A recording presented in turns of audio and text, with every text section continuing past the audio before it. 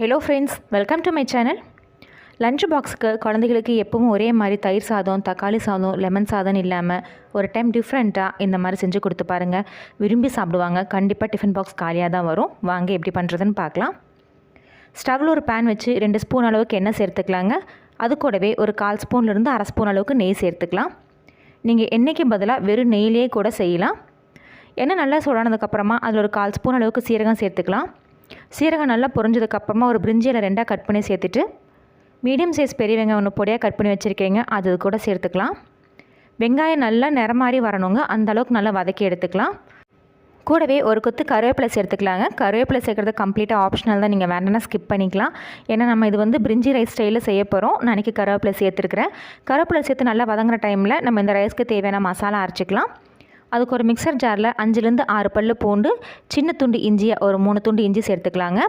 கூடவே ஒரு பச்சை மிளகாய் காரத்துக்காக நீங்கள் உங்கள் காரத்துக்கு அந்த மாதிரி கூடவோ குறைவோ சேர்த்துக்கோங்க. சின்னதாக 2 துண்டு பட்டை, ஒரு 1/4 ஸ்பூன் அளவுக்கு சோம்பு, கிராம்பு ஒரே ஒரு கிராம்பு சேர்த்துக்கலாங்க. நம்ம இது குழந்தைகளுக்கு செய்கிறனால காரம் ரொம்ப கம்மியாக தான் செய்கிறேன். நீங்கள் காரத்துக்கு தகுந்த மாதிரி கிராம்பு சேர்த்துட்டு கூட ஒரே ஒரு ஏலக்காய் இது எல்லாத்தையும் சேர்த்துட்டு நல்லா ஃபைன் பேஸ்ட்டாக அரைச்சி எடுத்துக்கலாம். தேவைப்பட்டால் கொஞ்சமாக தண்ணி விட்டு நான் காமிச்சிருக்க மாதிரி அரைச்சி எடுத்துக்கோங்க. இப்போ பாருங்கள், வெங்காயம் நல்லா வதங்கி வந்துருச்சு. வெங்காயம் இந்த மாதிரி நல்லா வதங்கினதுக்கப்புறமா நம்ம அரைச்சி வச்சுருந்த விழுது இது கூட சேர்த்துக்கலாம். சேர்த்துட்டு ஃப்ளேம் லோவில் வச்சு ஒரு 5 நிமிஷம் இதோட பச்சை வாசனை போய் நல்ல நிறம் மாதிரி வரும், அந்த அளவுக்கு நல்லா வதக்கி எடுத்துக்கலாங்க. குறைஞ்சது ஒரு 5 நிமிஷத்துக்கிட்ட நல்லா வதக்கி எடுத்திங்கன்னா அந்த பச்சை வாசனை போகும். அதே மாதிரி நல்லா நிறம் மாதிரி வரும். அப்போ தான் இந்த ரைஸ் நல்லா சுவையாக இருக்கும். பாருங்கள், இப்போ ஒரு 5 நிமிஷத்துக்கிட்ட நல்ல நிறம் மாதிரி நல்ல பச்சை வாசனை போய் வதங்கி வந்துருச்சு. அடுத்தது அது கூட சோயா சங்க்ஸ் ஒரு கப் எடுத்து நல்ல சுடுதண்ணியில் போட்டு ஊற வச்சு இந்த மாதிரி சாஃப்டாக ஊறி வர அளவுக்கு எடுத்து வச்சுருக்கீங்க, அது கூட சேர்த்துக்கலாம். சேர்த்துட்டு நம்ம ஏற்கனவே வதக்கி வச்சுருந்த மசாலாவோட நல்லா கலந்துற மாதிரி கலந்து எடுத்துக்கலாங்க. நல்லா கலந்ததுக்கப்புறமா இதுக்கு தேவையான மசாலா பொடியெல்லாம் சேர்த்துக்கலாம்.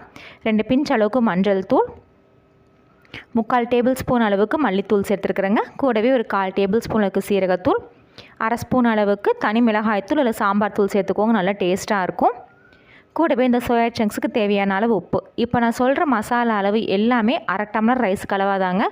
நீங்கள் கூட ரைஸ் சேர்க்கும் போது இந்த மசாலா எல்லாமே அதிகமாக சேர்த்துக்கோங்க. அப்போ தான் அந்த ரைஸ்க்கும் நம்ம சேர்க்குற மசாலாவுக்கும் ஈக்குவலாகி நல்லா டேஸ்ட்டாக இருக்கும்.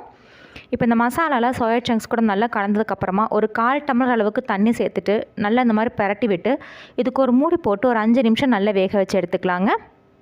இப்போ ஒரு 5 நிமிஷம் ஆகிடுச்சு. பாருங்கள், நல்லா வெந்து வந்திருக்கு, உங்களுக்கு பார்த்தாவே தெரியும். அதே மாதிரி பார்த்திங்கன்னா கிரேவியும் இந்த கன்சிஸ்டன்சியில் இருக்கணும். ரொம்ப ட்ரையாக எடுத்துட்டிங்கன்னா நம்ம சாதம் போட்டு கிளறும் போது ரைஸ் தனியாக இந்த கிரேவி தனியாக இருக்கும். கிரேவி இந்த கன்சிஸ்டன்சியில் இருக்கும்போது எடுத்திங்கன்னா நமக்கு சாதம் போட்டு கிளறும் போது நல்லா பிரியாணி மாதிரி நல்லா சுவையாக இருக்குங்க. சோயா சங்க்ஸும் நல்லா வெந்து வந்துடுச்சு. அடுத்ததாக இது கூட ஒரு அரை டம்ளர் அளவுக்கு ரைஸ் வேக வச்சு எடுத்து வச்சுருக்கேன், அது கூட சேர்த்துருக்குறேங்க. ரைஸ் நல்லா உதிரியாக இருக்கிற மாதிரி சேர்த்திங்கன்னா நல்லா சுவையாக இருக்கும். கூடவே இந்த ரைஸ்க்கு தேவையான அளவு உப்பு சேர்த்துக்கலாம். சேர்த்துட்டு ஃப்ளேம் நல்லா லோவில் வச்சு கலந்து எடுத்துக்கலாங்க. இது பார்த்திங்கன்னா உங்களுக்கு சிக்கன் கிரேவியில் இந்த ரைஸ் போட்டு பரட்டி சாப்பிட்ற மாதிரி அவ்வளோ சுவையாக இருக்கும். எப்போயுமே தயிர் சாதம், லெமன் சாதம், தக்காளி சாதம் இல்லாமல் ஒரு மாதிரி இந்த மாதிரி டிஃப்ரெண்ட்டாக ட்ரை பண்ணி கொடுத்தீங்கன்னா குழந்தைங்க கண்டிப்பாக விரும்பி சாப்பிடுவாங்க. நீங்கள் இது கூட ஆனியன் ரைத்தோவோ இல்லை உருளைக்கிழங்கு சிப்ஸை வச்சு கொடுத்தீங்கன்னா டேஸ்ட் ரொம்பவே சூப்பராக இருக்குங்க. இந்த மாதிரி நல்லா கலரி எடுத்ததுக்கப்புறமா இதுக்கு மேலே பொடி நறுக்கின மல்லி இலையோ இல்லை கருவேப்பிலை தூவி இறக்கிட்டிங்கன்னா சுவையான சோயா சங்க்ஸ் ரைஸ் ரெடி ஆகிடும். நீங்கள் ஒரு முறை செஞ்சு கொடுத்தீங்கன்னா கண்டிப்பாக திரும்ப திரும்ப செஞ்சு கொடுக்க சொல்லி கேட்பாங்க, அந்த அளவுக்கு சுவையாக இருக்குங்க. ஃப்ரெண்ட்ஸ், நீங்களும் இந்த டிஃப்ரெண்ட்டான லஞ்ச் பாக்ஸ் ரெசிபியை ட்ரை பண்ணி பாருங்கள். ட்ரை பண்ணி பார்த்துட்டு கமெண்ட்ஸுங்களை சொல்லுங்கள். உங்களுக்கு இந்த வீடியோ பிடிச்சிருந்துச்சுன்னா மறக்காமல் நம்ம சேனலுக்கு சப்ஸ்கிரைப் பண்ணுங்கள், லைக் பண்ணுங்கள், ஷேர் பண்ணுங்கள். தேங்க்யூ.